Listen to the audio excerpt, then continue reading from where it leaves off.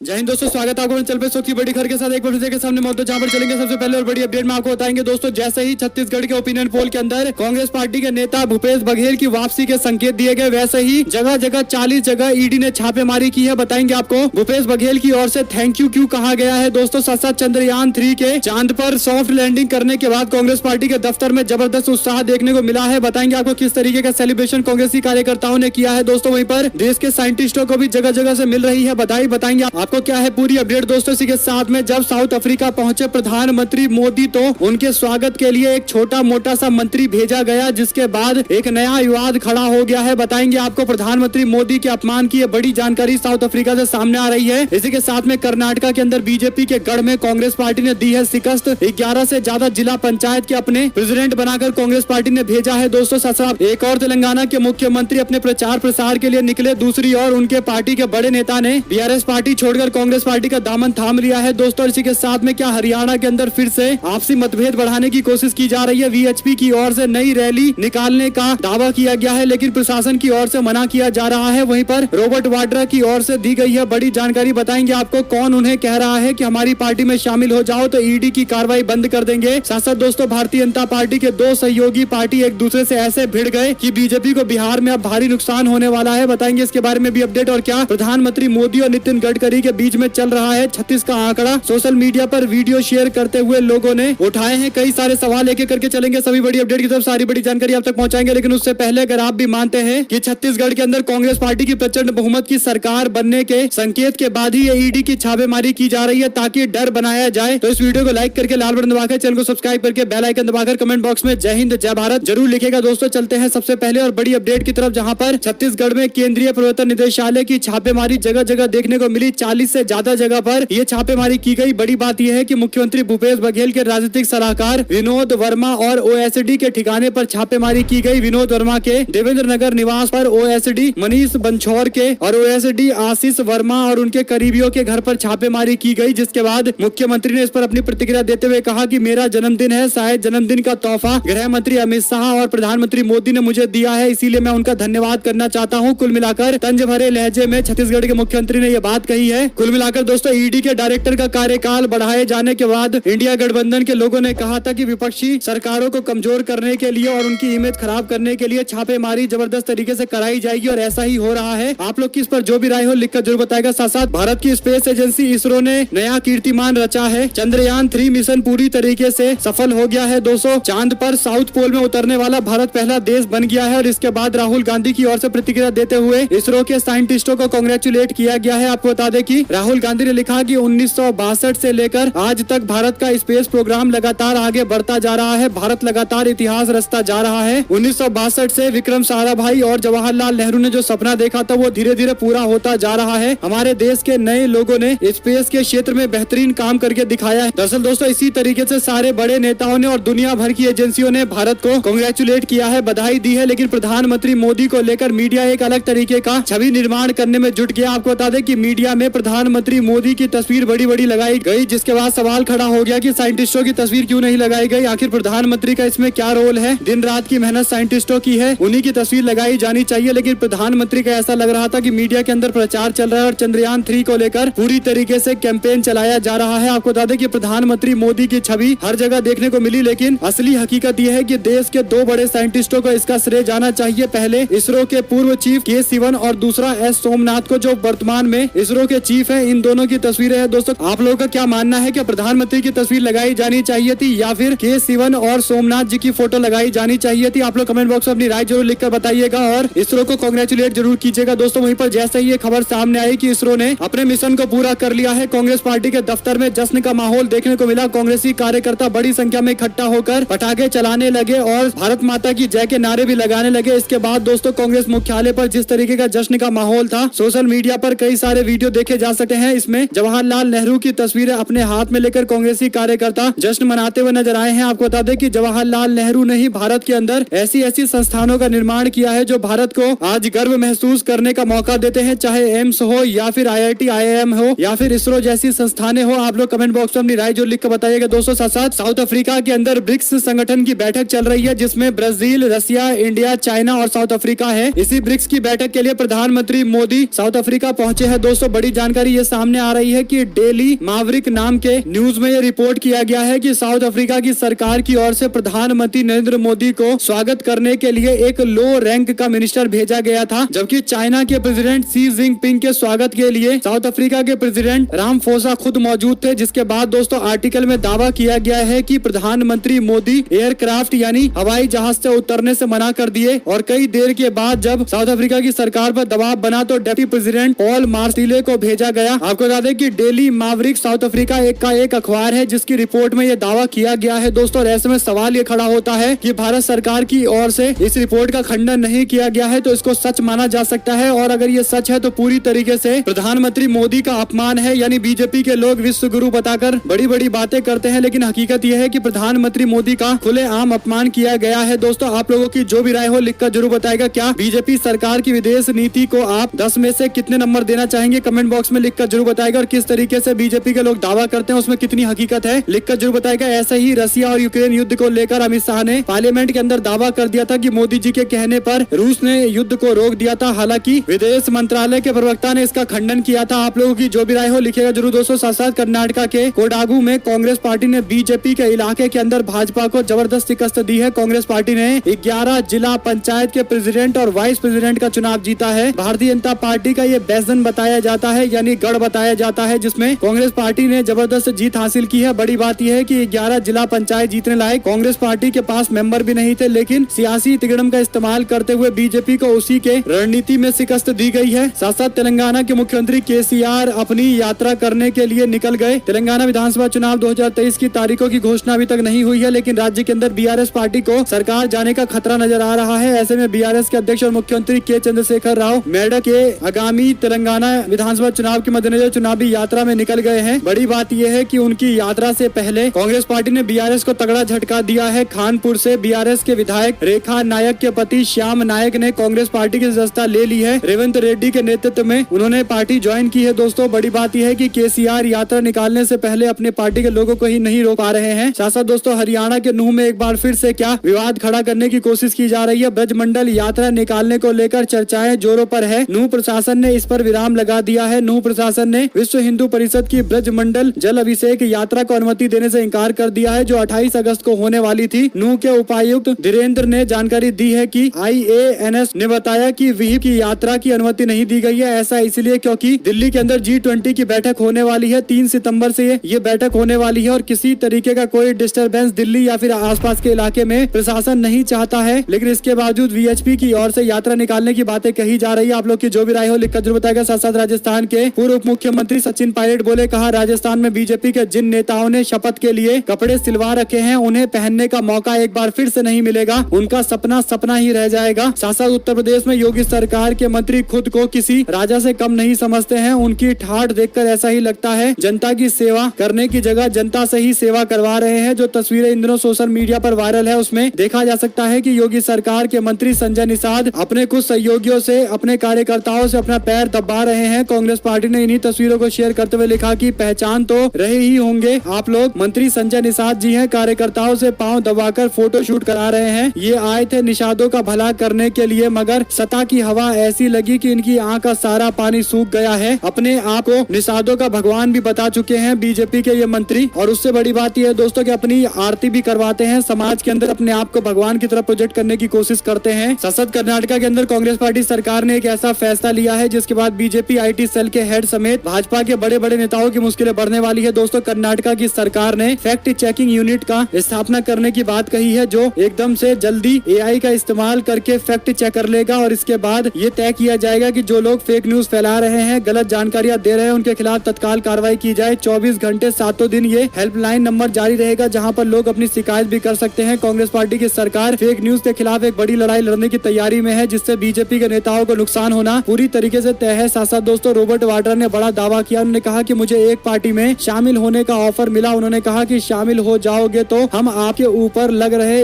ED के मामले को खत्म कर देंगे। आप लोग को पता होगा कि कौन सी पार्टी की ओर से ऑफर दिया जाएगा। एक ही पार्टी है। साथ साथ दोस्तों NDA गठबंधन की 2 पार्टियां LJP पार्टी और RLJP पार्टी के बीच में विवाद एक बार फिर से उभर कर सामने आया है। चिराग पासवान के चाचा पशुपति पारस ने 2 टूक चिराग पासवान को कहा कि हमारा दिल टूट चुका है, अब नहीं जुड़ सका। आज के बाद ना तो मैं तुम्हारा चाचा हूँ ना तुम मेरे भतीजे हो, नेवर नेवर, इस तरीके की टिप्पणी करके उन्होंने बिहार में बीजेपी की मुश्किलें बढ़ा दी है। साथ साथ दोस्तों विधानसभा चुनाव के लिए नहीं मिला टिकट, घुटनों के बल बैठे पूर्व डिप्टी सीएम समर्थकों को देकर रो पड़े। विधानसभा चुनाव के लिए टिकट नहीं मिलने पर तेलंगाना के पूर्व डिप्टी सीएम रोने लगे। घटना तेलंगाना के जनगांव इलाके का है, जहां पर पूर्व डिप्टी सीएम और बीआरएस के नेता थती कोंडा राजैया आगामी विधानसभा चुनाव के लिए धनपुर निर्वाचन क्षेत्र से टिकट चाहते थे। राजैया धनपुर सीट से मौजूदा विधायक है, लेकिन बीआरएस प्रमुख और तेलंगाना के मुख्यमंत्री के चंद्रशेखर राव ने अपने एक सीनियर नेता कादियाम श्रीहरि को मैदान में उतारने का फैसला किया गया है। जैसे ही रजैया अंबेडकर प्रतिमा केंद्र पहुंचे, उनके समर्थकों ने जय रजैया जय तेलंगाना के नारे लगाने शुरू कर दिए। इसके बाद राजैया काफी ज्यादा भावुक हो गए, अपने घुटनों के बल पर बैठकर अपने समर्थकों के सामने रोने लगे। कुल मिलाकर दोस्तों अब इनके कांग्रेस पार्टी में जाने को लेकर प्रबल दावे किए जा रहे हैं। जो भी अपडेट आएगी आप लगातार पहुंचाते रहेंगे। साथ साथ नितिन गडकरी और प्रधानमंत्री मोदी के बीच में क्या आपसी खटास है? दरअसल दोस्तों प्रधानमंत्री मोदी इंडिपेंडेंस डे पर अपना भाषण देने के बाद सारे नेताओं का अभिवादन स्वीकार करने के लिए उनसे मिलने के लिए जा रहे थे। सभी हाथ जोड़कर प्रधानमंत्री का अभिवादन कर रहे थे, लेकिन एक नेता थे नितिन गडकरी, जिन्होंने बिना हाथ जोड़े प्रधानमंत्री की तरफ देखना भी सही नहीं समझा और आगे की ओर प्रधानमंत्री बढ़ गए। इसके बाद सवाल ये खड़ा होता है कि नितिन गडकरी और प्रधानमंत्री के बीच में क्या विवाद चल रहा है? कांग्रेस पार्टी के नेता सुरेंद्र राजपूत की ओर से वीडियो शेयर करते हुए लिखा गया कि नितिन गडकरी जी ने मोदी जी का अभिवादन तक नहीं किया, क्या बड़ी बगावत के संकेत हैं? साथ साथ दोस्तों भाजपा के स्टार प्रचारकों की सूची जारी की गई। सीएम योगी आदित्यनाथ समेत तमाम नेताओं को जगह दी गई है। उत्तर प्रदेश के घोसी उपचुनाव को लेकर अब मुकाबला और ज्यादा इंटेंसिव होता जा रहा है। बीजेपी ने स्टार प्रचारकों की जो लिस्ट जारी की है, उससे एक बात तो नजर आ रही है कि बीजेपी सारे नेताओं को मैदान में उतारकर कोई कसर नहीं छोड़ना चाहती है। इस सीट पर भारतीय जनता पार्टी ने केंद्रीय रक्षा मंत्री राजनाथ सिंह को, आदित्यनाथ योगी को और भारी उद्योग मंत्री महेंद्र नाथ पांडे को भी प्रचार के लिए बुलाया है। केशव प्रसाद मौर्य और ब्रजेश पाठक भी प्रचार करने के लिए मौजूद रहेंगे। अब उम्मीद की जा रही है कि अखिलेश यादव भी प्रचार के लिए आ सकते हैं। साथ साथ दोस्तों मनरेगा के मुद्दे पर कांग्रेस पार्टी के राष्ट्रीय अध्यक्ष मल्लिकार्जुन खड़गे ने केंद्र की मोदी सरकार पर निशाना साधा। खड़गे ने बजट में कटौती के लिए बीजेपी सरकार की आलोचना की है। उन्होंने यूपीए सरकार की मनरेगा योजना की सराहना करते हुए कहा कि यह कोविड लॉकडाउन के दौरान जीवन रक्षक योजना बनकर उभर कर सामने आई। कांग्रेस के नेता खड़गे ने कहा कि 2005 में आज ही के दिन हमारी कांग्रेस यूपीए सरकार ने करोड़ों लोगों का काम का अधिकार उनको दिया था, सुनिश्चित किया था कि मनरेगा सबको मिले, लेकिन मोदी सरकार ने 6,366 करोड़ रुपए अभी तक जारी नहीं किए हैं, जिसके कारण उनको पैसा नहीं मिल पा रहा है। कई सारे मनरेगा के मजदूरों को समस्या का सामना करना पड़ रहा है। साथ साथ सुप्रीम कोर्ट ने भड़काऊ भाषण मामले में निचली अदालत के सैंपल लेने के आदेश पर अंतरिम रोक लगा दी है। 2007 के अंदर रामपुर में समुदाय विशेष के खिलाफ आपत्तिजनक टिप्पणी करने के मामले पर सपा के वरिष्ठ नेता आजम खान को राहत मिली है। कोर्ट ने इस मामले में वॉइस सैंपल देने के निचली अदालत के आदेश पर रोक लगा दी है। आजम खान की याचिका पर सुप्रीम कोर्ट ने यूपी सरकार को भी नोटिस जारी किया है। देखते हैं यूपी सरकार की ओर से क्या कुछ कहा जाता है। साथ साथ दोस्तों महाराष्ट्र में लगातार प्याज के दाम बढ़ते जा रहे हैं। इस पर अब महाराष्ट्र के मंत्री दादा भूसे ने विवादित बयान देते हुए कहा कि अगर 2-4 महीने प्याज नहीं खाओगे तो क्या हो जाएगा, कुछ नहीं बिगड़ेगा। दरअसल दोस्तों उनका ये बयान हो सकता है कि देश के फाइनेंस मिनिस्टर निर्मला सीतारमन से प्रभावित हो, क्योंकि उन्होंने भी कह दिया था कि मैं प्याज नहीं खाती हूँ। जब उनसे पूछा गया था कि प्याज के दाम इतने बढ़ गए हैं, आपकी सरकार क्या कर रही है। यानी दोस्तों खुलेआम बीजेपी के लोग बेतुका बयान दे जा रहे हैं और मीडिया में इस पर कोई चर्चा नहीं हो रही है, जो साफ तौर पर गोदी मीडिया क्यों कहा जाता है इसके संकेत भी देता है। साथ साथ शरद पवार की बेटी और सांसद सुप्रिया सुले ने दावा किया है कि एनसीपी पार्टी को तोड़ने की कोशिश कई बार हुई है, लेकिन उनकी बात कभी नहीं बन पाई। लेकिन अब उन्होंने नई साजिश के तहत हमारी पार्टी को तोड़ा है। ये मंसूबे ज्यादा दिन नहीं चलने वाले हैं, कामयाब तो कतई नहीं होंगे। इंडियन एक्सप्रेस से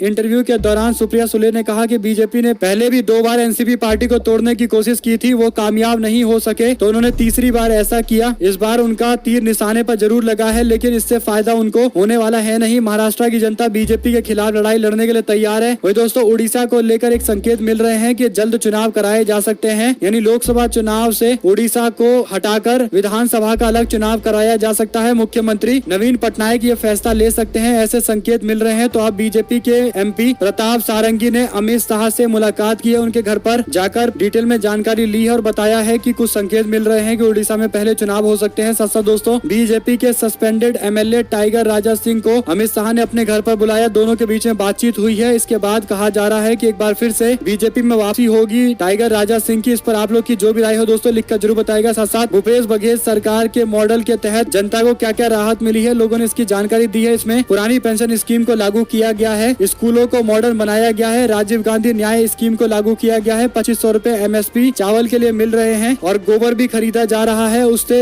लोगों को पैसा भी पहुंचाया जा रहा है और खाद में इस्तेमाल करते हुए बायोगैस भी बनाया जा रहा है, जिससे पोल्यूशन कम करने में मदद मिल रही है। मनरेगा स्कीम को भी ज्यादा विस्तार किया गया है। यानी छत्तीसगढ़ के अंदर भूपेश बघेल सरकार ने जो अचीवमेंट हासिल किया है, इसके लिए उनको बधाई मिलनी चाहिए। और भूपेश बघेल का कल बर्थडे था, तो लोगों ने ये स्कीम याद करते हुए उनको बधाइयां दी है। साथ साथ दोस्तों, भोपाल के अंदर बीजेपी के प्रत्याशी ध्रुव नारायण सिंह से मीडिया ने पूछा कि आपका विरोध हो रहा है, तो इस पर आपकी क्या राय है। दरअसल बीजेपी ने मध्य भोपाल से अपना प्रत्याशी ध्रुव नारायण सिंह को बनाया है और उनका विरोध भी शुरू हो गया। तो वो कहने लगे कि सर्वमान्य नेता तो गांधी जी भी नहीं थे, इसीलिए मेरा भी थोड़ा बहुत विरोध हो रहा है, लेकिन इससे कुछ फर्क पड़ेगा नहीं। भोपाल मध्य विधानसभा का गठन 2008 में हुआ था। पहले चुनाव में ध्रुव नारायण सिंह बीजेपी से विधायक चुने गए थे। 2013 में सुरेंद्र सिंह बीजेपी से विधायक बने थे, लेकिन 2018 में बीजेपी अपनी ही सीट बचा नहीं पाई। कांग्रेस पार्टी के आरिफ मसूद ने सुरेंद्र नाथ सिंह को शिकस्त दे दी थी। इस बार बीजेपी ने भोपाल मध्य सीट से ध्रुव नारायण सिंह को फिर से मैदान में उतारा है। देखते हैं किस तरीके का चुनावी नतीजा रहता है। आपको बता दें कि 2018 के अंदर आरिफ मसूद को 76,000 के आसपास वोट मिले थे। साथ साथ दोस्तों, डॉक्टर ने आईसीयू वार्ड में जूता पहनकर जाने से रोका तो लखनऊ के मेयर को आया गुस्सा, बुलडोजर मंगवा लिया गया है। यानी भारतीय जनता पार्टी के नेता बुलडोजर का इस्तेमाल लोगों को डराने के लिए कर रहे हैं और अपना रौब जमाने के लिए कर रहे हैं। इसी तरीके के खतरे हैं दोस्तों। लोग बार बार कह रहे हैं कि बुलडोजर को प्रमोट करने के बाद ऐसे ही होगा, बुलडोजर का इस्तेमाल अपना रौब जमाने के लिए नेता करेंगे और ऐसा ही बीजेपी के लोग करते हुए दिखाई दे रहे हैं। साथ साथ केंद्र सरकार भारत के मुख्य जांच अधिकारी का एक नया पद बनाने जा रही है। यानी दोस्तों, मोदी सरकार के सबसे चहेते ब्यूरोक्रेट में से एक संजय कुमार मिश्रा, जिन्हें ईडी का चीफ बनाया गया था, लेकिन कोर्ट ने उनके कार्यकाल बढ़ाने पर रोक लगा दी थी। तो अब मोदी सरकार ईडी और सीबीआई के ऊपर एक नई अथॉरिटी बनाने जा रही है, जिसका नाम होगा मुख्य जांच अधिकारी यानी चीफ इन्वेस्टिगेशन ऑफिसर। और इसके लिए संजय कुमार मिश्रा को नियुक्त किया जा सकता है। यानी दोस्तों, एक अधिकारी को एक बड़े पद पर लाने के लिए नया पद क्रिएट करने से भी सरकार हिचकिचा नहीं रही है। इंडियन एक्सप्रेस के रिपोर्ट में यह दावा किया गया है 15 सितंबर को संजय कुमार मिश्रा का कार्यकाल एक बार फिर से खत्म हो रहा है और उससे पहले एक नया पद बनाया जाएगा। दोस्तों, जैसे चीफ ऑफ डिफेंस स्टाफ होता है मिलिट्री के अंदर, सारे मिलिट्री को वो देखते हैं, ऐसे ही दोनों इन्वेस्टिगेशन एजेंसी यानी ईडी और सीबीआई के ऊपर एक नई अथॉरिटी बनाई जा रही है और संजय कुमार मिश्रा को ही इसमें नियुक्त किया जाएगा, जो जानकारी सामने आ रही है। साथ साथ दोस्तों, बीजेपी के विधायक ने असली चुनाव से पहले एक डेमो चुनाव करवाया है। 280 बूथों पर वोटिंग हो रही है। उनका कहना है कि अगर 50% से ज्यादा लोग उन्हें वोट डालेंगे तो वो बीजेपी की ओर से विजय राघवगढ़ से विधायक का चुनाव लड़ेंगे, वरना नहीं लड़ेंगे। यानी बीजेपी के विधायक है संजय पाठक, जो एक तरीके से मॉक चुनाव करवा रहे हैं। क्या दोस्तों, ऐसा करवाने से विधायक को श्योरिटी हो जानी चाहिए कि उनकी जीत होगी? ऐसा इसलिए क्योंकि लोगों का मन तो हर सेकंड बदलता है और चुनाव आते आते जिस तरीके का मोमेंटम कांग्रेस पार्टी के पक्ष में चल रहा है, हो सकता है इस सीट पर भी बीजेपी के विधायक को तगड़ा झटका लग जाए। साथ साथ दोस्तों, मणिपुर के अंदर राष्ट्रीय राजमार्ग पर आदिवासियों की नाकाबंदी जारी है। जनजातीय क्षेत्रों में आपूर्ति प्रभावित की गई है। साथ साथ अरुणाचल प्रदेश के पूर्व मुख्यमंत्री गेगोंग अपांग ने लॉन्च की अपनी क्षेत्रीय पार्टी। दावा किया है कि वो डेमोक्रेसी को आगे बढ़ाना चाहते हैं। अरुणाचल प्रदेश के लोग लोकतंत्र में विश्वास रखते हैं और इसीलिए उन्होंने अपनी पार्टी का नाम अरुणाचल डेमोक्रेटिक पार्टी रखा है और आने वाले दिनों के अंदर लोकसभा का चुनाव भी लड़ेंगे। सांप्रदायिकता के खिलाफ जो लोग एकजुट होना चाहते हैं, ये पार्टी उनका समर्थन करेगी। साथ साथ परिवारवाद के खिलाफ भी मोर्चा खोला जाएगा। साथ साथ दोस्तों, कपिल सिब्बल बीजेपी के ही सांसद सुब्रमण्यम स्वामी को अब बीजेपी के नेता तजिंदर सिंह बग्गा मामले केस में रिप्रेजेंट करेंगे, यानी उनके वकील के तौर पर काम करेंगे। साथ साथ राजस्थान में कांग्रेस पार्टी को रिवाज बदलने का भरोसा, बीजेपी के अंदरूनी कलह का मिल सकता है फायदा। मुख्यमंत्री ने भी स्पष्ट तौर पर कह दिया है कि कर्नाटका मॉडल पर भी हम लोग चुनाव लड़ रहे हैं। पार्टी सामूहिक नेतृत्व में चुनाव में उतर रही है। सारी योजनाएं लोगों के पास पहुंचाई जा रही है। बताया जा रहा है कि सरकार ने क्या कुछ किया है और बीजेपी में जिस तरीके की गुटबाजी है, इससे कांग्रेस पार्टी को और फायदा मिलने वाला है। साथ साथ दोस्तों, कांग्रेस पार्टी ने बुधवार को केंद्र सरकार से आग्रह किया है कि हिमाचल प्रदेश में भारी बारिश के कारण जो तबाही हुई है उसमें काफी नुकसान हुआ है। कई सारे लोगों की जान चली गई और करोड़ों रुपए का नुकसान हुआ है। 10,000 करोड़ रुपए के राहत पैकेज की मांग की गई है। देखते हैं मोदी सरकार कितना राहत पैकेज मुहैया कराएगी या फिर कोई बहाना बनाया जाएगा। साथ साथ दोस्तों, चंद महीनों में क्यों मंत्रिमंडल विस्तार कर रहे हैं शिवराज सिंह चौहान, यानी हाल फिलहाल के अंदर ही अब मध्य प्रदेश में चुनाव की घोषणा हो जाएगी। लेकिन मामा शिवराज सिंह को शायद लग रहा है कि उनके लिए चुनाव फंसा हुआ है। यही बड़ा कारण है कि वो अपने मंत्रिमंडल का फिर से विस्तार करने जा रहे हैं। इसमें उम्मीद की जा रही है कि और भी ओबीसी समाज से आने वाले मंत्रियों को शामिल किया जाएगा ताकि ओबीसी समाज में एक मैसेज दिया जाए। हालांकि ये मैसेज देने में बीजेपी कितना लेट कर चुकी है, आप लोग कमेंट बॉक्स अपनी राय जरूर लिख कर बताइएगा। साथ साथ दोस्तों, तेलंगाना कांग्रेस के नेताओं ने मुख्यमंत्री सिद्धरमैया से मुलाकात की है। सिद्धरमैया तेलंगाना चुनाव के मद्देनजर सादनगर के अंदर जनसभा को संबोधित करते नजर आएंगे। साथ साथ दोस्तों, बीजेपी के सहयोगी नेता ओम प्रकाश राजभर चंद्रयान 3 को लेकर कह रहे हैं कि जब पृथ्वी पर वापस लौटेगा चंद्रयान चंद्रयान 3 तो उसका स्वागत करेंगे, जबकि चंद्रयान 3 कोई वापसी वाला मिशन नहीं है बल्कि एक लॉन्चिंग मिशन है जो अब खत्म हो चुका है। वहाँ पर लैंडर को पहुंचा दिया गया है जिसमें रोवर रखा हुआ है और इसके बाद ये मिशन समाप्त होने वाला है। लेकिन बीजेपी के शायद सहयोगी को नहीं पता कि ये मिशन वापस लौटेगा। आप लोग की जो भी राय हो दोस्तों लिखकर जरूर बताएगा। हमारे साथ जुड़े रहें सभी दोस्तों, भाइयों, बहनों, मित्रों का बहुत बहुत धन्यवाद। देख रहे थे आपको अपना चैनल। जय हिंद, जय भारत, वंदे मातरम।